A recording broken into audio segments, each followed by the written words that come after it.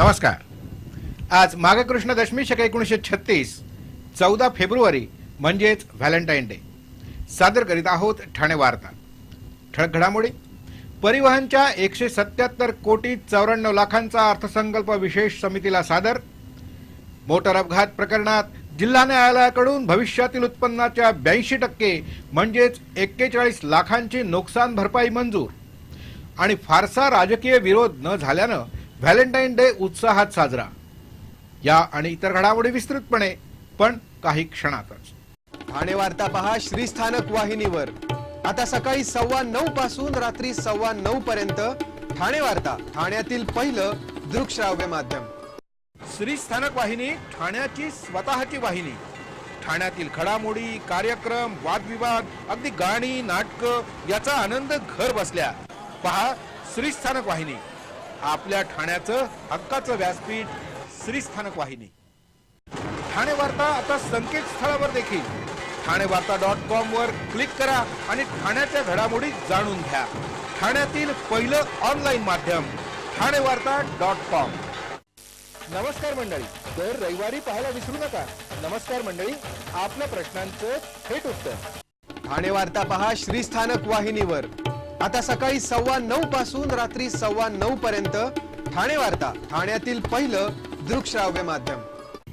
परिवहन व्यवस्थापनानं 2015-2016 या आर्थिक वर्षासाठी 177 कोटी 94 लाखांचा परिवहन समितीचा अर्थसंकल्प विशेष समिती समोर सादर केलाय।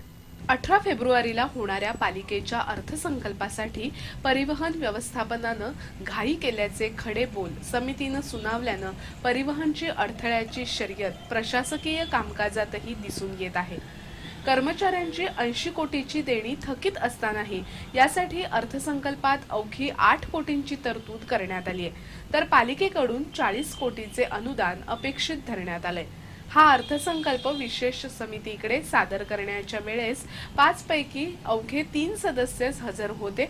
या अर्थसंकल्पात तिकीट दरवाढीचा उपाय सोडल्यास नवे काही नसून आगामी काळात कंत्राटीकरणाद्वारे परिवहनचा वारू हाकण्याचे भाकीत करण्यात आले।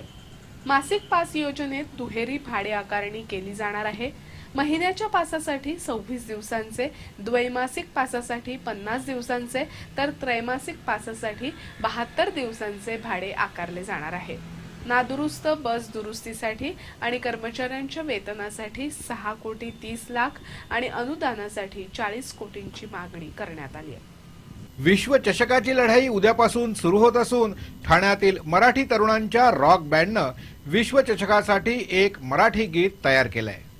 4 वर्षापूर्वी महेंद्रसिंग धोनीच्या नेतृत्वाखाली भारतीय संघानं विश्वचषक जिंकला होता।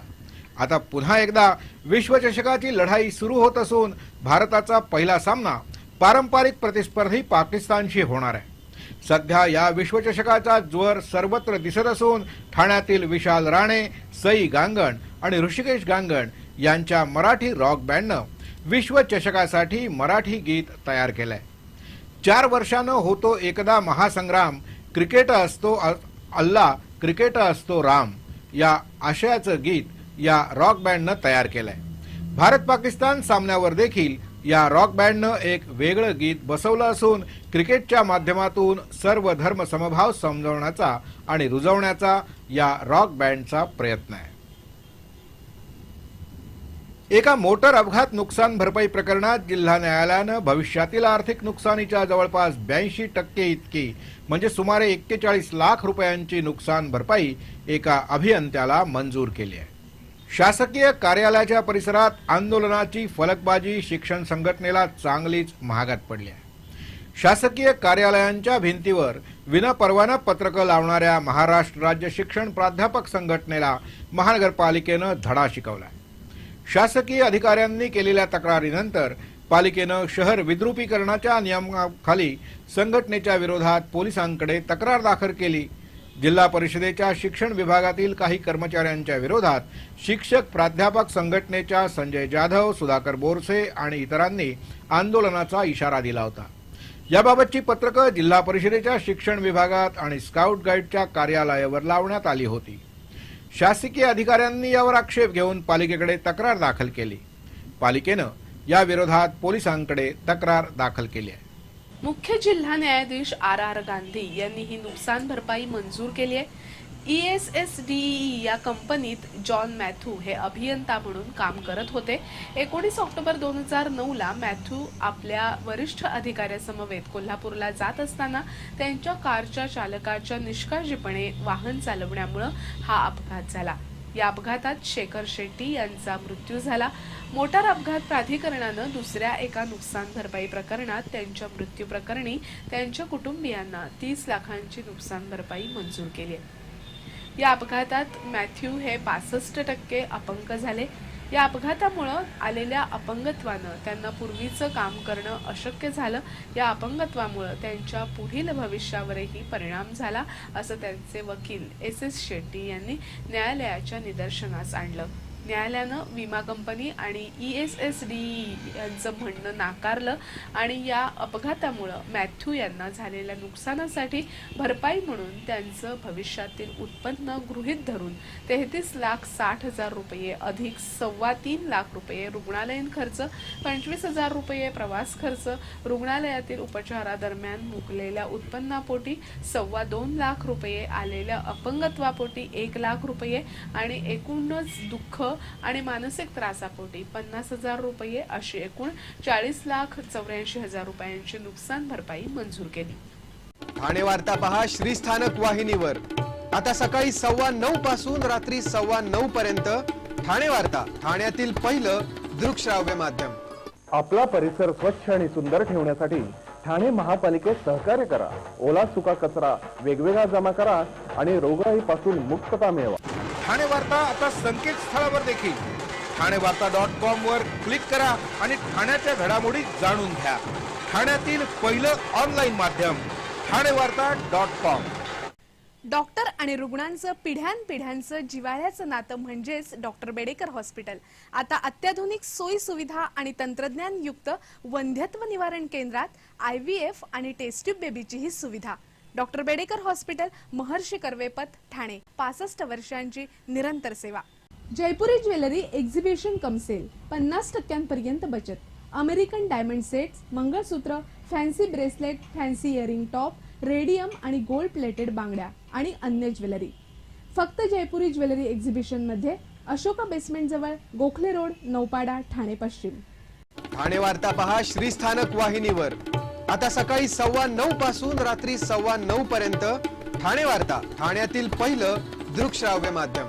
ठाण्यामध्ये तब्बल 53 लेडीज बार असून त्यापैकी अवघे 11 बार अधिकृत असल्याचं उघड झालंय. पालिकेनं केलेल्या सर्वेक्षणात ही बाब उघड झाली आहे. विना परवाना अनधिकृत इमारतीत सुरू असलेल्या लेडीज बारवरून स्थायी समिती तसंच सर्वसाधारण सभेत अनेकदा गदारोळ झाला होता. या 53 बारपैकी 18 बारवर कारवाई करून 9 बार जमीनदोस्त करण्यात आले, तर 4 बारवर कारवाई प्रलंबित आहे. 6 बारची अपील प्रलंबित असून 4 बार मालकांनी वेगवेगळ्या न्यायालयातून स्थगिती आदेश आणले आहेत. 53 बारमधील 3 बार वनखात्याच्या आणि महाराष्ट्र औद्योगिक विकास महामंडळाच्या जमिनीवर आहेत. उर्वरित बारपैकी 11 अधिकृत असून 42 बारना साधा वापर परवाना नसल्याचं उघड झालंय. पोलिसांच्या सर्वेक्षणात 55 बार आहेत, तर पालिकेच्या सर्वेक्षणात 53 बार आहेत. यामुळं हे सर्वेक्षणही वादाच्या भोवऱ्यात सापडण्याची चिन्ह आहेत.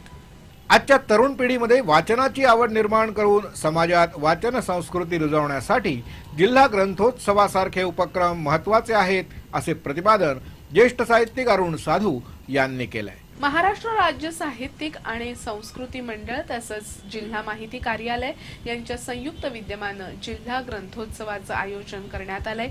या ग्रंथोत्सवाचं मान्यवरांच्या हस्ते उद्घाटन झालं, त्यावेळी अरुण साधू बोलत होते.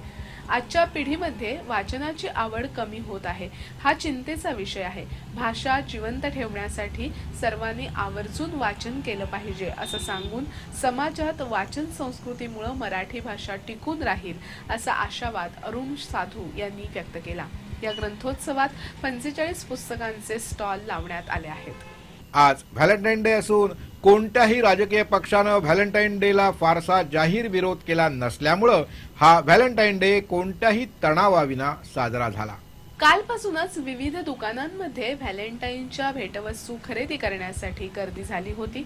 यंदा व्हॅलेंटाईन डे साठी बाजार विविध वस्तूंनी भरून गेला होता. व्हॅलेंटाईन डे हा संत व्हॅलेंटाईन यांचा बलिदान दिन म्हणून साजरा केला जातो. व्हॅलेंटाईन यांनी प्रेमासाठी बलिदान दिलं. त्यांच्या काळातही प्रेमाला विरोध झाला होता. व्हॅलेंटाईन प्रेमाच्या बाजूने ठामपणे उभे राहिले आणि त्यांना आपला जीव गमवावा लागला. पाश्चात्य संस्कृतीतून आपल्याकडे आलेला हा दिवस, त्यामुळे जनमानसात व्हॅलेंटाईन डे बाबत संमिश्र भावना दिसतात.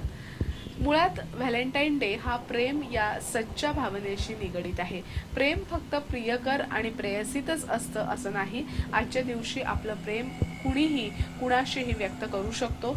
आई वडील, मित्र वा अन्य कुणी असो, तुम्ही तुमच्या त्याच्यावर असलेलं प्रेम व्यक्त करू शकता. अशा वेळी हा प्रेमदिन कृतज्ञता दिन ठरतो. नवीन वर्षाच्या सुरुवातीपासूनच तरुण या प्रीतिदिनाची आतुरतेनं वाट बघत असतात. प्रत्येक जण या दिवशी काहीतरी वेगळं करण्याच्या प्रयत्नात असतो. व्हॅलेंटाईन डेच्या दिवशी आपल्या व्हॅलेंटाईनला काय भेट द्यायचं किंवा आपण दिलेली भेट त्याला अत्युच्च कशी वाटेल या विचारात प्रत्येक प्रेम करणारी व्यक्ती काही भेटवस्तू खरेदी करते. या भेटवस्तूच्या किमतीला मोल नसतं, तर त्यातून व्यक्त होत असतं ते निव्वळ प्रेम. असा हा प्रेम व्यक्त करणारा व्हॅलेंटाईन डे आज सर्वत्र उत्साहात साजरा करण्यात आला. विशेषतः विविध मॉल्समध्ये व्हॅलेंटाईन डेच्या निमित्तानं विविध कार्यक्रमांचं आयोजन करण्यात आलं होतं. संस्कृती युवा प्रतिष्ठानातर्फे व्हॅलेंटाईन डे आज आगळ्या वेगळ्या पद्धतीनं साजरा करण्यात आला. संस्कृती युवा प्रतिष्ठानतर्फे व्हॅलेंटाईन डे हा संस्कृती दिन म्हणून साजरा केला जातो. आज संस्कृती युवा प्रतिष्ठानतर्फे वसंत विहार येथील सिद्धांचल उद्यानात ज्येष्ठ नागरिक आणि विशेष मुलांच्या सानिध्यात हा संस्कृती दिन साजरा करण्यात आला. संस्कृती युवा प्रतिष्ठानतर्फे व्हॅलेंटाईन डे हा ज्येष्ठ नागरिक आणि विशेष मुलांसोबत साजरा केला जातो. व्हॅलेंटाईन डे म्हणजे आपल्या माणसांबद्दल मनातील प्रेम व्यक्त करण्याचा दिवस, म्हणजेच प्रेमाचा दिवस. परंतु या दिवसाचं महत्त्व जाणून न घेता युवक युवती मात्र परदेशी संस्कृती आत्मसात करत असल्याचं चित्र सध्या निर्माण झालंय.